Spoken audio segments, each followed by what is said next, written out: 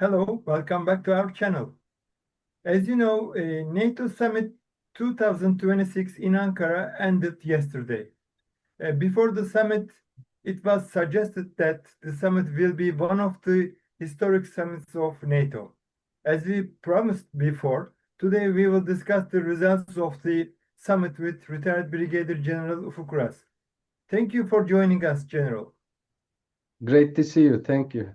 General, was the summit a historic one, as many experts had predicted ahead of the event?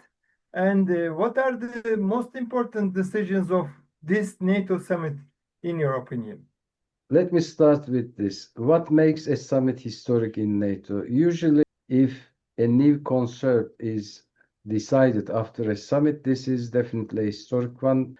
Another one is with the important changes in the security environment, some important decisions can be taken. And these decisions make this summit a historic one.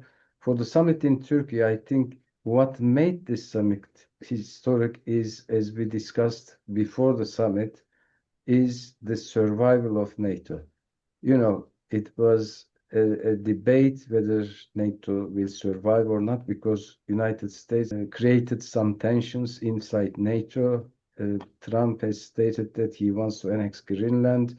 He was very critical of some European NATO members for not supporting the U.S. operation in Iran. And that created a really big discussion in NATO, whether NATO will survive or not. But in this summit, we see that NATO will survive, at least for some time.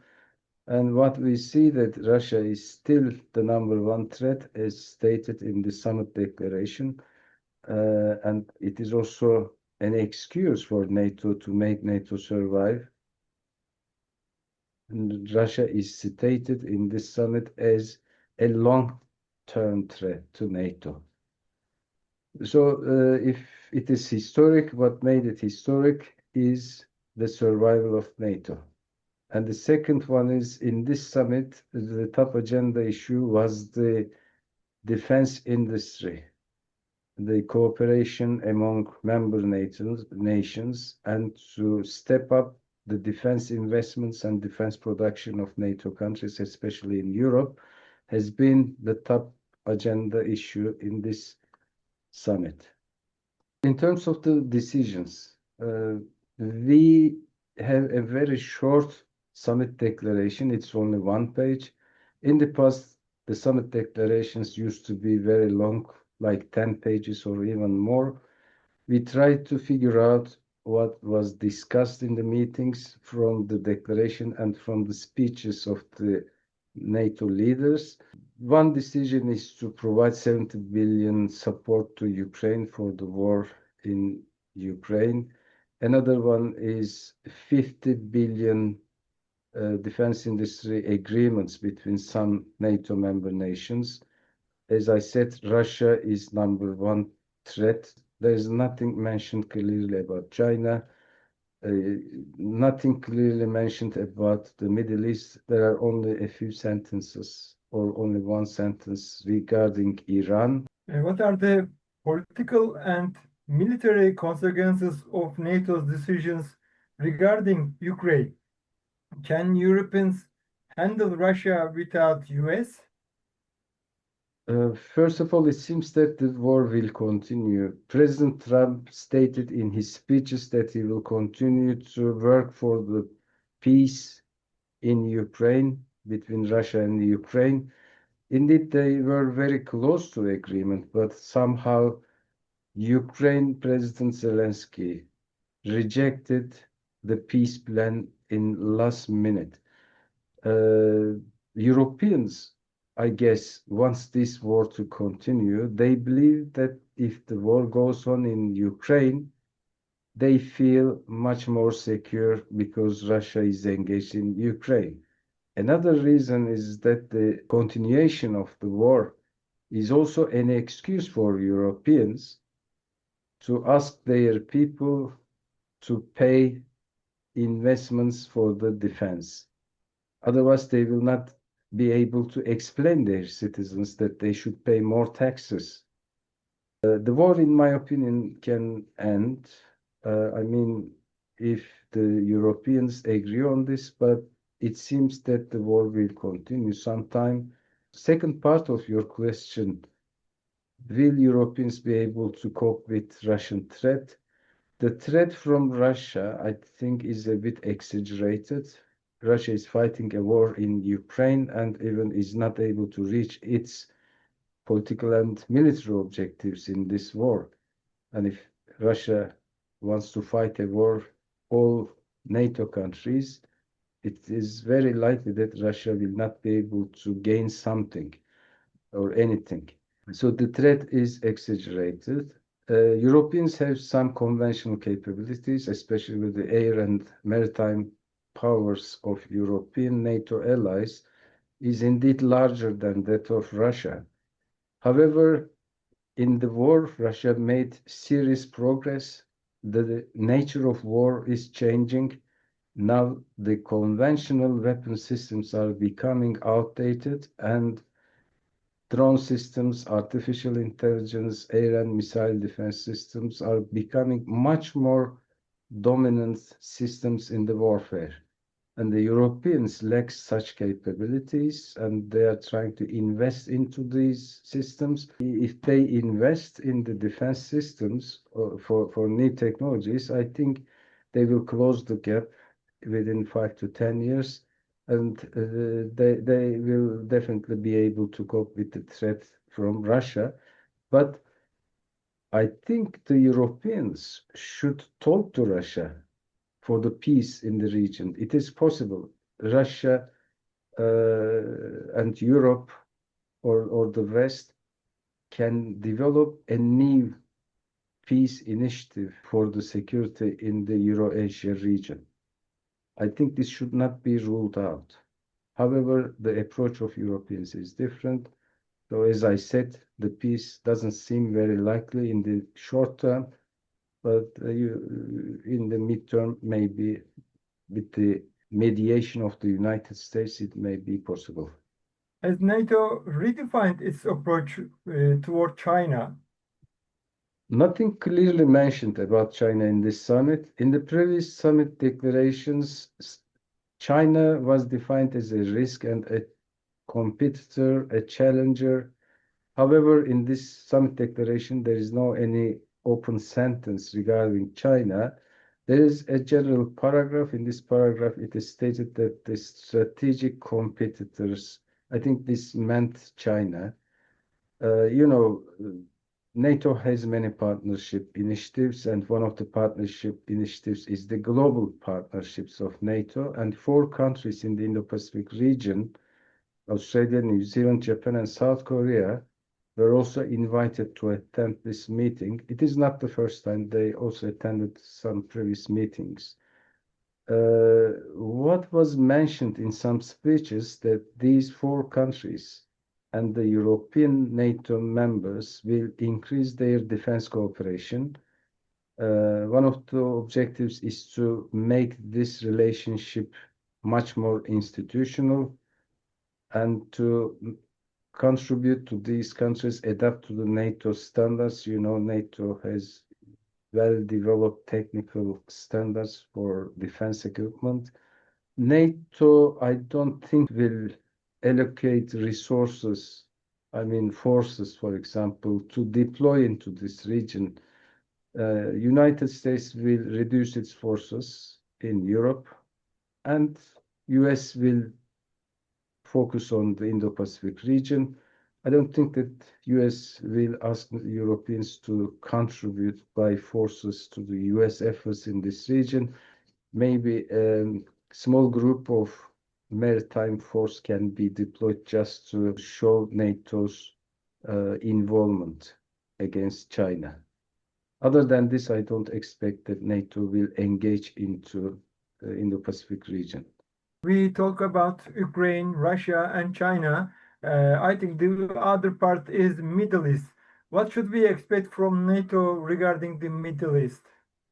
There is nothing clear about Middle East. The only point is made that Iran must not have or must never have a nuclear weapon. And the second sentence in this regard says that Iran is called upon for the free navigation in the Strait of Hormuz, to open the Strait of Hormuz for free navigation. There were some speeches, and in some speeches it is mentioned that NATO could, or NATO nations could provide some mine-sweeping ships if needed in the Strait of Hormuz. We don't know whether will NATO engage into this region, and it is an uncertain situation. You know, during the meeting, Iran strikes some civilian ships, and the United States hit some targets inside Iran twice, and this happened just one day before and during the NATO summit in Ankara. It was also a message of both parties. Concerning Syria, the president of Syria attended the meeting. Syria is an important country in terms of the pipelines. There are some pipeline projects, whether they will pass through Syria to Turkey or to other parts of the Eastern Mediterranean. Now Syria is becoming a Western aligned country. Maybe in the future, Syria may also be part of the Mediterranean Dialogue Partnership of NATO. For the Lebanon, for the Gaza, there is nothing stated in the speeches or in the declaration paper. For the Gaza, there is a peace process. The contributing nations to the peace agreement will form an international stabilization force for Gaza, but the developments is very far from that, and it is stated that the peace partners will contribute for the generation of this force, not NATO. I don't think NATO will engage into Gaza. There's nothing mentioned about Lebanon, nothing mentioned about Israel, but it is expected that NATO will assume some roles. But in my opinion, this engagement, if it happens, will be limited engagements. I don't expect that NATO will engage in a major operation in the Middle East. The other thing, I think it is the most important one for me, for us. What will be the summit's impact on Turkey? Turkey's position seems like strengthened in NATO. You know, especially with the decision of troop withdrawals from Europe by the United States. Europeans stated many times they need Turkey for the security of Europe. Turkey is already contributing by some military forces to ongoing NATO operations. One of the key agenda issues with regards to Turkey and the NATO allies in Europe is the defense cooperation. The Europeans have failed to adapt to new changes in the defense production. They have many shortfalls, but the most important part for the Europe is not the technical capacity, but their production speed is very low. They probably will contribute with Turkey for the production of unmanned systems and ammunition, maybe some electronic systems. Turkey has already have some bilateral agreements with some European NATO allies.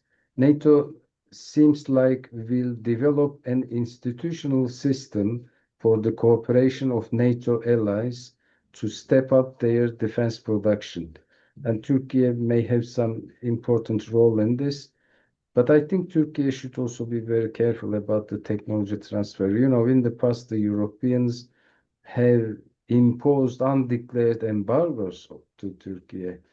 They haven't provided the tank engines, aircraft engine.